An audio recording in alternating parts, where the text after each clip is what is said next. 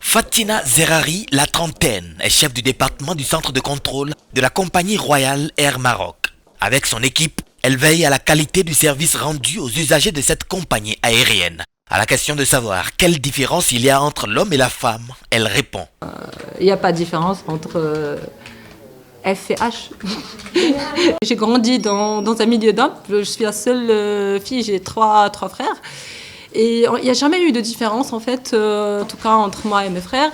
Et peut-être que j'ai jamais été sensible à ces différences, en fait. Moi, j'ai jamais considéré qu'il y a une différence. Je me dis, il y a la personne, il y a l'homme avec le grand H. Fatina Zerari est contrôleuse de cette base depuis 10 ans. Elle fait partie des 4 femmes parmi les 22 responsables de cette compagnie aérienne. Entre obligations conjugales et responsabilités professionnelles, il s'agit pour elle d'une affaire de passion. Et j'aime ma famille. Et en fait, je ne considère pas qu'il y a une rupture entre les deux. À la maison, je peux parler avec mes enfants de ce que je fais. Et ici, je ne mets pas de cloison entre les deux. Et on va dire, bon, des fois, effectivement, ça me prend au détriment de ma famille parce que je reste durant des heures. Je pense que la pièce maîtresse, c'est la passion. Et quand on est passionné, on n'a pas de limite.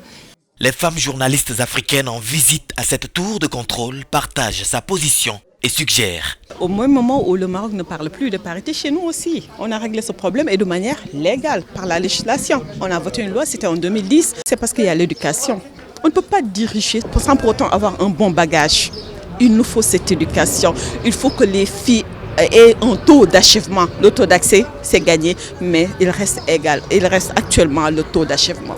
Premièrement, il faut qu'au sein des rédactions, d'abord que les filles aient des postes de responsabilité. Secrétaire de rédaction, rédactrice en chef, directrice de publication, ça commence par là. J'invite les filles, les femmes, les jeunes journalistes à commencer par le bas, à gravir les échelons en fait. Il ne faut pas tout de suite voir haut, aller se faire voir à la télévision ou se faire entendre à la radio et oublier la plume.